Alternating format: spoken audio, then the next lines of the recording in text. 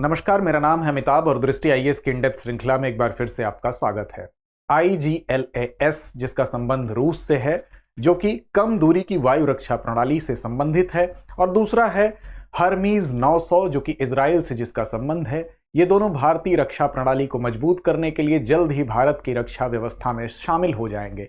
इस वजह से आज हमारी चर्चा इन्हीं दोनों पर केंद्रित होगी कि क्या है IGLAS और क्या है हर्मीज 900। तो इसको हम समझेंगे, क्यों इनकी जरूरत पड़ी, कब से इनके बारे में प्रयास हो रहा है, ये दोनों के सम्मिलित होने से क्या फायदा होगा, ये सारे हमारे आज की चर्चा के बिंदु होंगे। तो आइए शुरुआत करते हैं आज के इस संदर्भ की।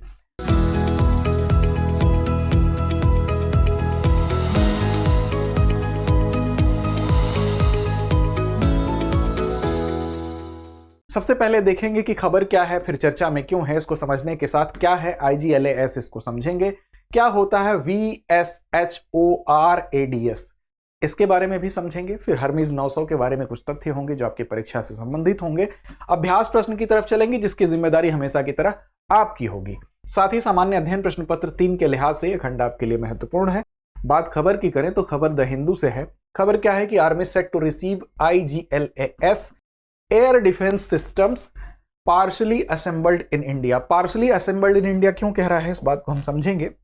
दरअसल चर्चा में इसलिए है क्योंकि रूस के द्वारा हमको टेक्नोलॉजी सौंपी जा रही है IGLAS की, और ये भारत में Adani defence system and technology limited जो कि हैदराबाद में है, इसके द्वारा जब ये तकनीकी सौंपी जाएगी तो इसमें कुछ पार्ट ऐसे हैं जो मैन्युफैक्चर किए जाएंगे और साथ ही साथ उसको असेंबल किया जाएगा। इस वजह से ये कहा जा रहा है पार्शली असेंबल्ड बाय। साथ ही साथ आपको बता दें कि मई के अंत तक या इस महीने की शुरुआत तक प्राप्त या अगले महीने की शुरुआत तक प्राप्त होने की बात कही जा रही है। ये रशिया से प्राप्त होगा और अगले ही महीने इजराइल से हमको हर्मीज 900 भी प्राप्त होने की संभावना है। तो इन दोनों के प्राप्त होने की वजह से ये चर्चा में बने हुए हैं। दरअसल आपको बता दें कि पहले हमारे यहाँ जो भी रक्षा समझौते होते थे उसमें बहुत लंबा समय लग जाता था। जैसे कि एक VSHORAD से संबंधित एक समझौता 2010 में हुआ, लेकिन उसमें दावेदारी भी फ्रांस के द्वारा की गई। MBDA फ्रांस की जो कंपनी थी, स्वीडन की SAAB कंपनी थी, और रूस की रोसोबोरोन एक्सपोर्ट कंपनी थी। तो ये कंपनियों ने अपनी दावेदारी भी की, लेकिन विभिन्न कारणों से ये जो समझौता था, ये कॉन्ट्रैक्ट था, इसमें बहुत विलंब होता रहा। इसी बीच आपको याद हुआ कि 2016 में उरी में जब आतंकवादी घटना हुई, उसके बाद से हमारी रक्षा प्रणालियों में जो खरीद का सिस्टम है उसमें ये कमी महसूस की गई कि इसमें जो देरी होती है, लेट लतीफी होती है, उस कमी को दूर किया जाए।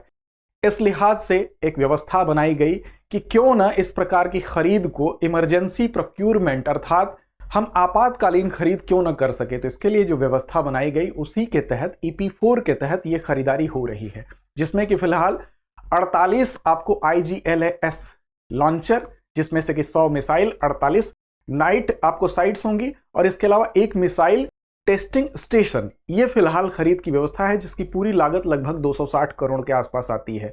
जो ये व्यवस्था आतंकवादी हमले के बाद बनाई गई, उसमें सेना को ये पावर दी गई कि वो इस प्रकार की जब भी आवश्यकता होगी तो आपातकालीन जो वित्तीय शक्तियां हैं उनको दी गई कि बिना मंजूरी के आप 300 करोड़ रुपए तक की खरीद कर सकते हैं।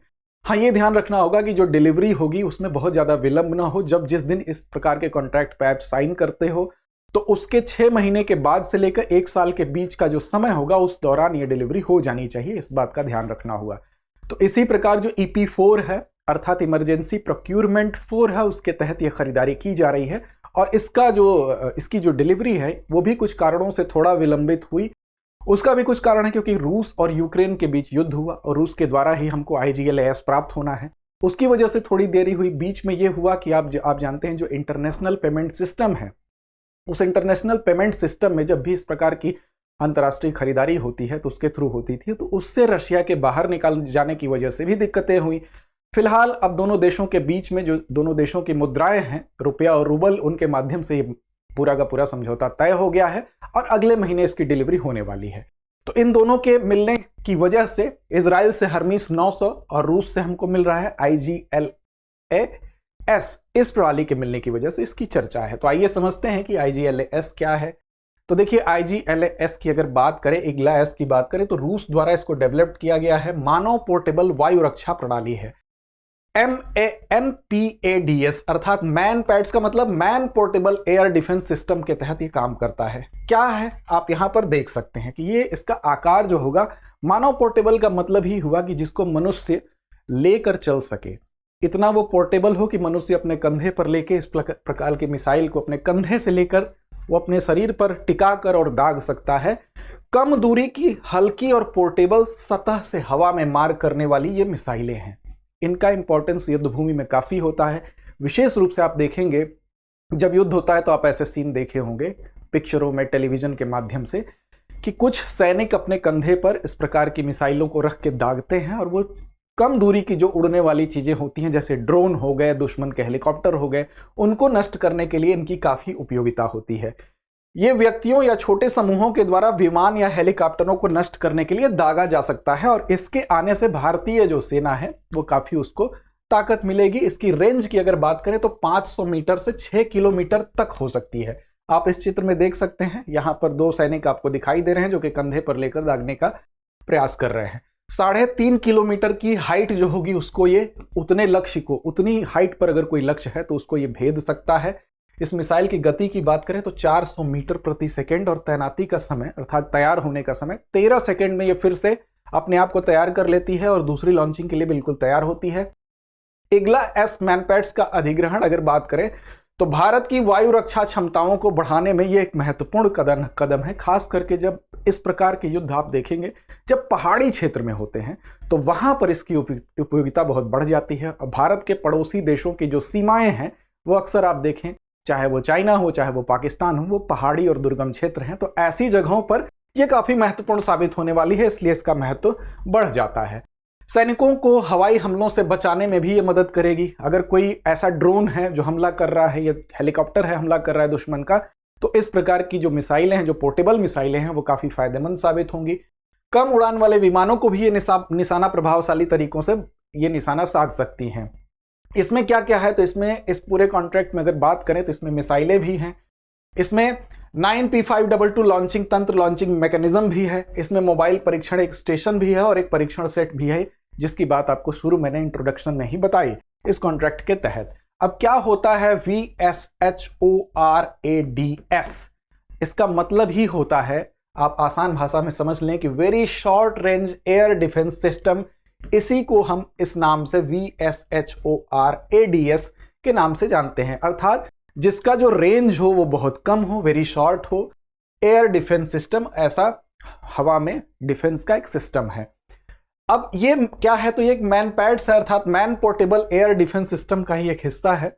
एक लघु प्रतिक्रिया नियंत्रण प्रणाली, अर्थात ये क्या है, एक लघु प्रतिक्रिया नियंत्रण प्रणाली पर आधारित होता है। ये क्या होता है, तो देखिए इसको समझने के लिए इसमें एक थ्रस्टर होता है और थ्रस्टर के जरिए इसका रवैया नियंत्रण स्टीयरिंग का काम करता है और थोड़ी सी मात्रा में जोर देकर किसी भी वांछित दिशा या दिशाओं के संयोजन में मदद करती है।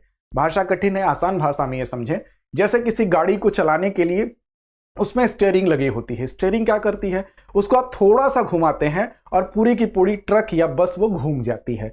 इसमें भी कुछ ऐसा ही सिस्टम है। एक थ्रस्टर होता है, उस थ्रस्टर के जरिए क्या करते हैं, इसके पूरे के पूरे रवैये को, इसके पूरे के पूरे गति को थोड़ा सा उसको हम स्टीयर करके और उसको कंट्रोल कर सकते हैं, नियंत्रित कर सकते हैं। इसी को लघु प्रतिक्रिया नियंत्रण प्रणाली कहा जाता है। अगर थोड़ा सा हम स्टीयरिंग को घुमाते हैं, जिसको पावर स्टीयरिंग कहते हैं, गाड़ी पूरी घूम जाती है। उसी प्रकार का सिस्टम यहां भी काम करता है। इसमें भी लघु नियंत्रण हमारे करने से पूरा का पूरा इसकी गति, इसकी दिशा, ये सब कुछ नियंत्रित हो सकती है। तो इस प्रणाली को इसमें लगाया गया है, इस पूरी की पूरी क्रियाविधि को संचालित करने की। एकीकृत एवियोनिक्स सहित कई नवीन प्रौद्योगिकियां भी इसमें शामिल हैं। और यह मिसाइल क्या करता है, तो कम दूरी पर कम ऊंचाई वाले हवाई खतरों को बेअसर करने के लिए बनाया गया है और इसमें दोहरी थ्रस्ट सॉलिड मोटर के द्वारा ये संचालित होती है। ये इसके कुछ टेक्निकल पहलू हैं, ये आपको परीक्षा के लिहाज से याद रखने हैं। इसको बहुत डीप में जाना हो तो आप अलग से भी इसको सर्च कर सकते हैं। फिलहाल हर्मेस 900 की भी हम बात करेंगे। ये क्या है, तो ये जैसा कि आपको शुरू में ही बताया गया कि इजराइल के द्वारा ये प्राप्त हो रहा है। ये क्या है, तो ये एक प्रकार का ड्रोन है। ये इजराइल द्वारा निर्मित मध्यम ऊंचाई का लंबे समय तक सहन करने वाला एक मानव रहित हवाई वाहन है। तो मानव रहित हवाई वाहन का मतलब UAV अर्थात अनमैन्ड एरियल व्हीकल है, जिसमें मानव नहीं है, बिना मानव के ये चलेगा। ड्रोन का ही एक बड़ा रूप हम कह सकते हैं, एक उन्नत संस्करण कह सकते हैं, आप इसको देख सकते हैं। हर्मिस 900 एक बड़ा संस्करण है किसका? हर्मिस 900 का ही बड़ा संस्करण है। इसको हर्मिस 900 स्टार लाइनर भी कह रहे हैं। और इसके पंखों का जो प्रसार है, जो इसके पंख हैं, उसके एरिया को अगर आप देखेंगे तो ये लगभग 17 मीटर तक है। 17 मीटर तक इसके पंखों के प्रसार की जो दूरी है वो है। और अधिकतम टेक ऑफ कितना वजन? तो 1600 किलोग्राम का इसका वजन ये है। ये अधिकतम टेक ऑफ वजन की बात करें अगर, तो 30,000 फीट की ऊंचाई तक ये उड़ सकता है और 36 घंटे तक की उड़ान भर सकता है। तो ये भी अपने आप में महत्वपूर्ण है। और स्वचालित टेक ऑफ और लैंडिंग अर्थात इस क्षमता से ये लैस है। और इस क्षमता से लैस होने के साथ साथ मतलब अपने से ये टेक ऑफ भी कर सकता है, अपने से ये लैंड भी कर सकता है। और साथ ही साथ आपको बता दें कि ये जहां पर दृश्यता बिल्कुल शून्य होती है, दिखाई चीजें बिल्कुल देना कम होती हैं, जैसे कि जाड़ों में आपने देखा होगा कोहरे की वजह से गाड़ी चलाना मुश्किल होता है, वहाँ जो विमान होते हैं उनका चालन प्रभावित होता है। इसके अंदर ये खास बात है कि ये शून्य चालन वाली कंडीशन में भी ये बहुत कुशलता से उस दृश्यता में भी, कम दृश्यता में भी ये उड़ान भर सकता है। इसके लिए ये कैपेबल है, इसलिए इसकी जो यूटिलिटी है, इसकी जो उपयोगिता है बहुत ज़्यादा बढ़ जाती है। इसमें सक्रिय डी आइसिंग प्रणाली भी है, अर्थात जो बर्फ वाली कंडीशन है जहां पर हिमपात हो रहा है उस दशा में भी ये कायदे से उड़ सकता है, वो भी प्रणाली से ये लैस है। 450 किलोग्राम तक के वजन का पेलोड लेके ये जा सकता है। मल्टी सेंसर वाले पेलोड, ऐसे नॉर्मल पेलोड नहीं, जो मल्टी सेंसर वाले पेलोड है वैसे 450 किलोग्राम तक के वजन वाले ये पेलोड ले जा सकता है। लक्ष्य का पता लगा सकता है, लक्ष्य का पता लगा के उसको भेद भी सकता है। इसमें सिंथेटिक एपर्चर रडार लगा है, ग्राउंड मूविंग टारगेट इंडिकेटर लगा है, साथ ही समुद्री गश्ती रडार से भी ये लैस है। इसके अलावा ये इलेक्ट्रॉनिक हमले की क्षमता भी रखता है। इसका मतलब कि जो इलेक्ट्रॉनिक युद्धक पेलोड होते हैं उसको भी ये अपने ऊपर लेके जा सकता है।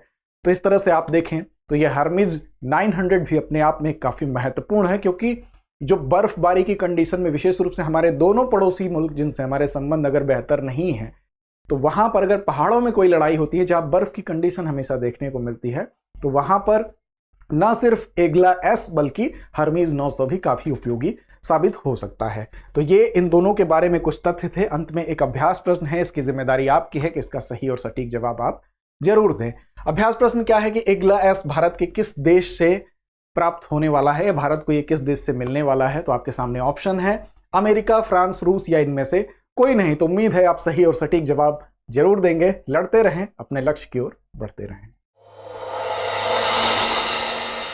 डियर व्यूअर्स, अपने एग्जाम की तैयारी को और बेहतर करने के लिए हमारे चैनल को लाइक, शेयर और सब्सक्राइब करना न भूलें।